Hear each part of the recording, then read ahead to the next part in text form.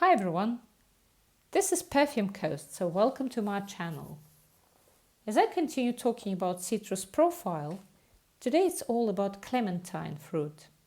And without further ado, let's jump into the ocean of perfumes.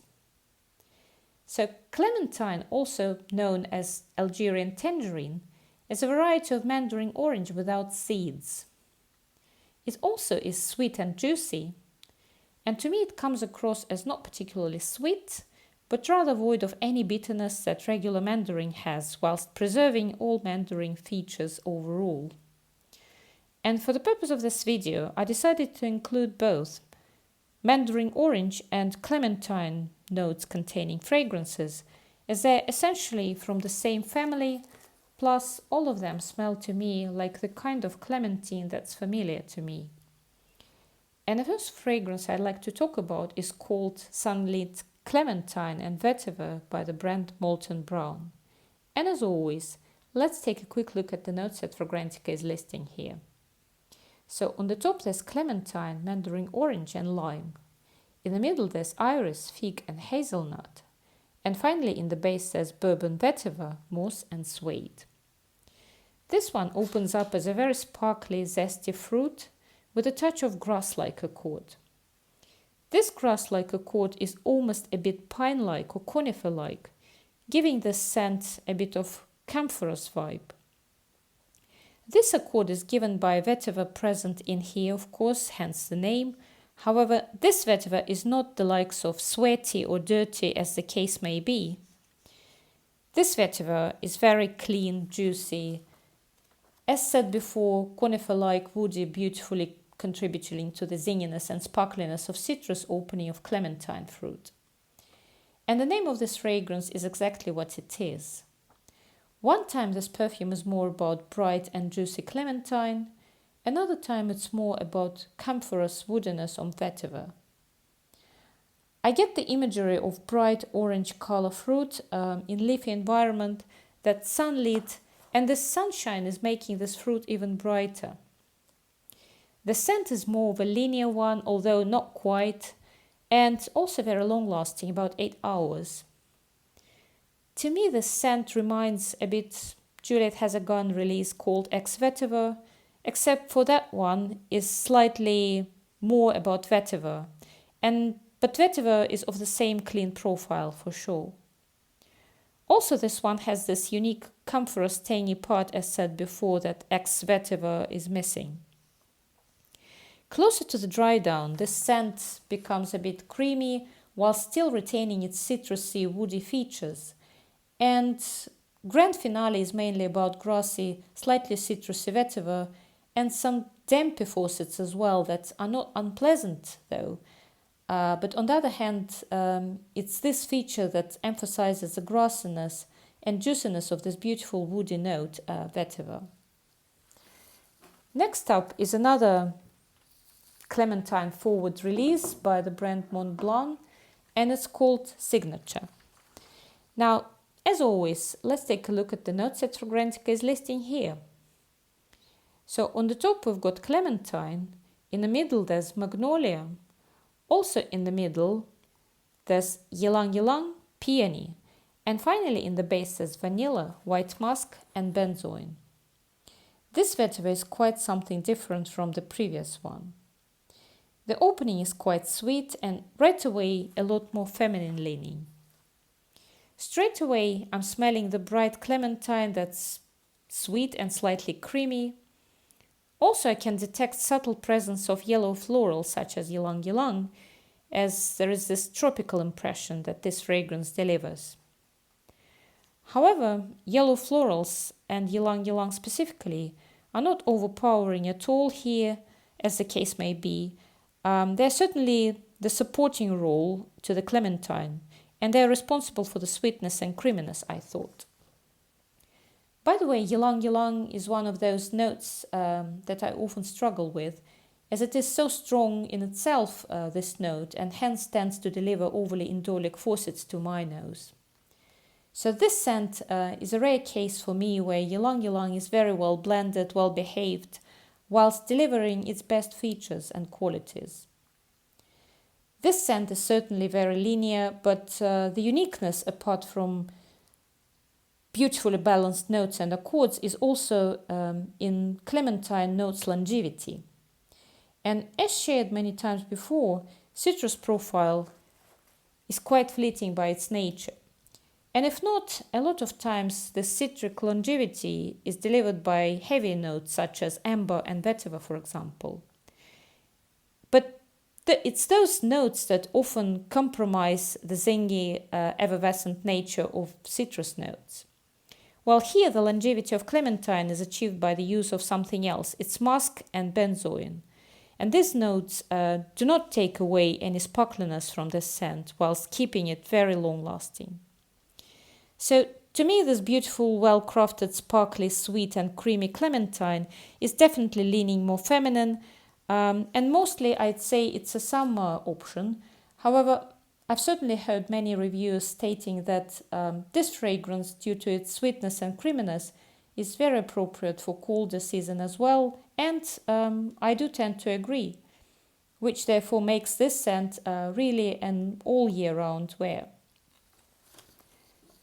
Next up is yet another beautiful release by the house Chanel, and it's called Paris Biarritz. And as always, let's take a look at the notes as Fragrantica is listing here.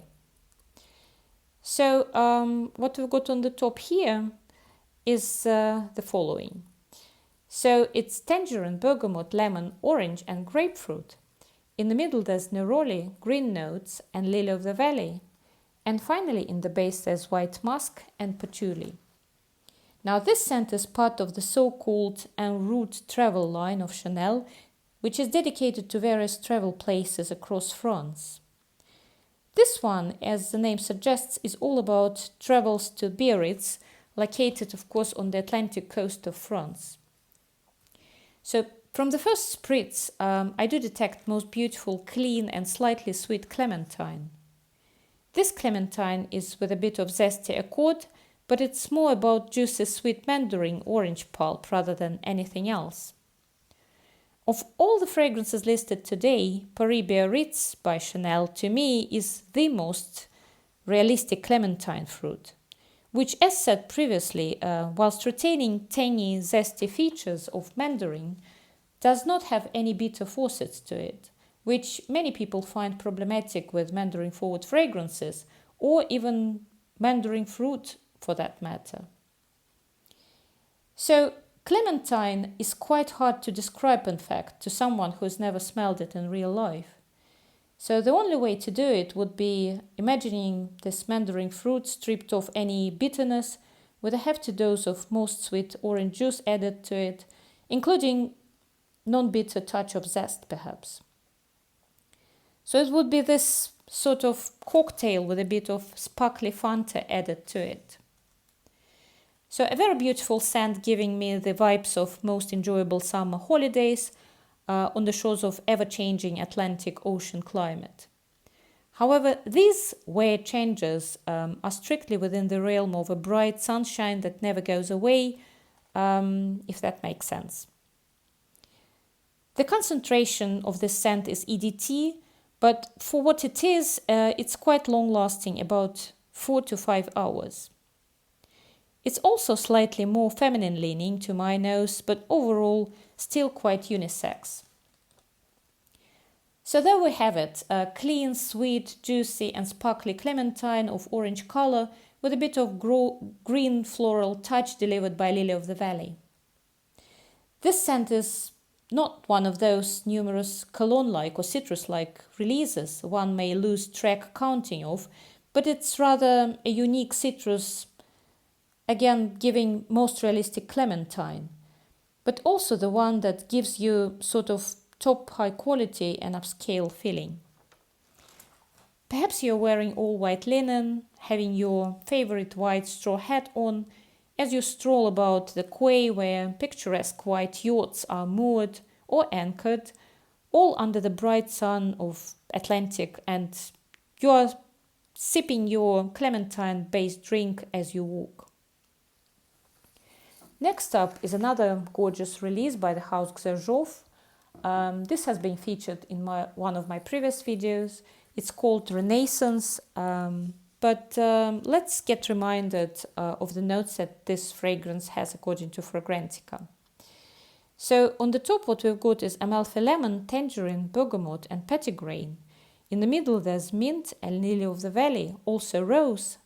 And finally in the base there's musk, Virginia cedar, patchouli and amber. Well, if Sunlit Clementine by Molton Brown is my second favorite citrus fragrance, this one is the first place winner. And let me start with the fact that this perfume is a real powerhouse, which lasts about 24 hours really, without losing any features from original bouquet. All the notes in this beautiful bouquet display a kind of performance in several acts, I would say, where there are a number of themes that I'll try to drill down to. So the first act is all about zesty, sweet, sparkly, bright clementine / mandarin orange that, again, in the best tradition of clementine, is zingy, zesty, sweet, but without any bitter aura around it. You can also detect gentle touch of lily of the valley that sort of softens the zesty blow of citrus the way Xerjoff fragrances often do in terms of how powerful they are. And lily of the valley lends this traditional floral cloudy touch that also contributes to the complexity of this fragrance. And that's where the second act starts. Whilst citric nature never leaves and remains on the forefront, the floral nature delivered by lily of the valley and rose comes out, and together with the green notes of mint and petitgrain, doesn't replace initial lineup, but rather changes it in a way that makes this fragrance softer, greener, fresher, and also classier. So several hours in, and the third act steps in, the choir of amber and woodiness.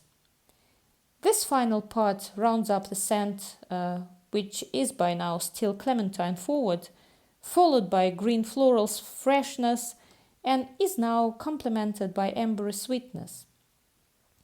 Oddly enough, this sweetness, instead of making this fragrance more feminine, as the case may be with other fragrances, does something quite different this time. It actually accentuates the masculine direction, whilst of course remaining very much a totally unisex option. Again, this scent is extremely strong, complex and versatile, all to the contrary to regular citrus fragrances profile, which very often prides itself for being a simple pick-me-up choice. Well, here, as we can see, along with invigorating function, this perfume nonetheless has a lot more to it in terms of developments it undergoes. So, and finally, the last fragrance for today's review is a release of Atelier house, and it's called Riviera Sunrise. And as always, let's take a look at the notes that Fragrantica is listing. So on the top we've got Italian mandarin, orange and lemon. In the middle there's Tunisian orange blossom, fig leaf and basil. And finally in the base there's musk, Virginia cedar and Java vetiver oil. Well, just look at this bottle. I mean, more than anything else, in any case, this bottle deserves best bottle prize. I mean, look at these golden specks in there. That alone gives you the impression of the high-class quality of this scent. And by the way, these golden specks, they're really coming out and do remain on your skin or clothing. So if that's not what you're really looking for, please be careful. However, this release is of course this and a lot more. The opening is unsurprisingly clementine forward. However, clementine fruit here is far more well behaved as compared to the previously mentioned fragrances. This clementine is largely blended with quite a distinct presence of classical orange fruit. So the scent to me is more of eau de cologne equivalent, but the one, of course, that has much greater presence and longevity as its EDP concentration. So this fragrance is a bit sweet and very fresh, where freshness is lended here by the notes of fig leaf and basil. I can distinctly detect orange blossom in here as well, and that only supports the idea of eau de cologne profile, which normally contains this classical combo of citruses and orange blossom. And very often, eau de cologne profile delivers this masculine leaning vibe, while this one is a true unisex option, as equally with EDC features, it does deliver somewhat a bit of sweetness, creaminess, and fluffiness, all lended by musky notes in the base. So the longevity of this fragrance is moderate, but again, as compared to the usual EDC concentration, the lasting power of this one is about 3 times higher. Overall, a big recommendation from me to put your nose on. But that's it, guys. This has been the last fragrance for today's video. As said before, if you've liked this video, please give it a like. Please do consider subscribing to the channel. Please share your comments if any. Thank you very much for watching, and I hope to see you in the next one. Bye bye.